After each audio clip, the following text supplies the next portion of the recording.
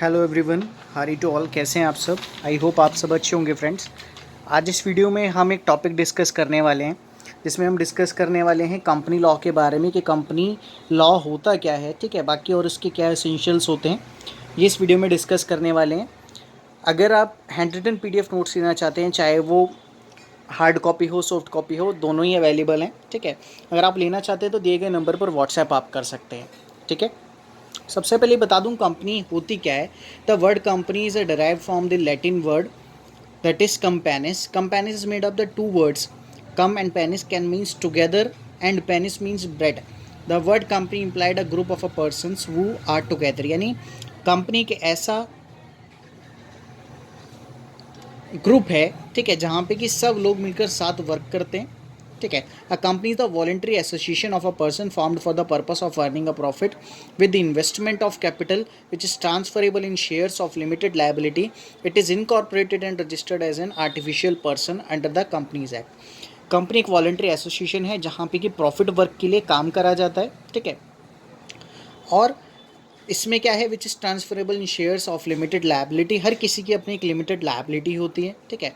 It is incorporated and registered as an artificial person. Artificial person consider करा जाता है company को, ठीक है। According to section 3 sub clause 1 of the company act, इसमें बताया गया है कुछ फीचर्स, इसके मैं आपको बता रहा हूँ।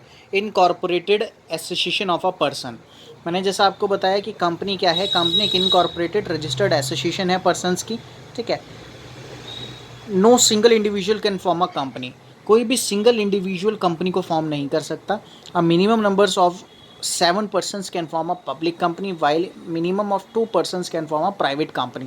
And registration is essential, registration होना भी ज़रूरी है as per the company act, ठीक है। दूसरा, artificial person by law, company को as a artificial person by law consider करा जाता है, ठीक है।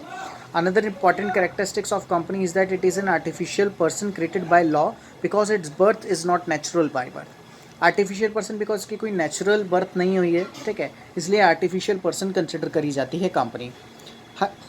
हर किसी कंपनी की एक सेपरेट लीगल एंटाइटी होती है, ठीक है। The company acquires a separate legal entity, as a result company can enter into a contract by property in its name, borrow lend money, open a bank account or file a suit in a court of a law against the any, इसमें बताया हुआ है कि any third party, यानी company की अपनी एक separate legal entity होती है।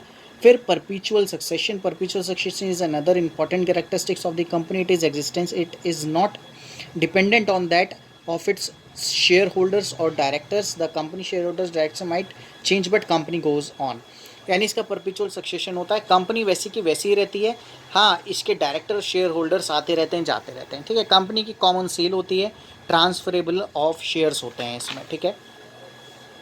तो ये कुछ इंपॉर्टेंट फीचर्स थे, काइंड्स ऑफ कंपनीज भी बताए गए हैं। अगर आप इसके फुल PDF नोट्स लेना चाह रहे हैं, आपको दिख रहे हैं, ठीक है, तो स्पायरल बाइंडिंग में आपको नोट्स मिलेंगे। अगर आप लेना चाहेंगे हार्ड कॉपी, ठीक है, सॉफ्ट कॉपी आपको PDF में अवेलेबल हो जाएगी अगर आप लेना चाह रहे हैं।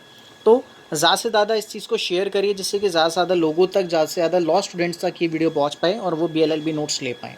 So thank you friends.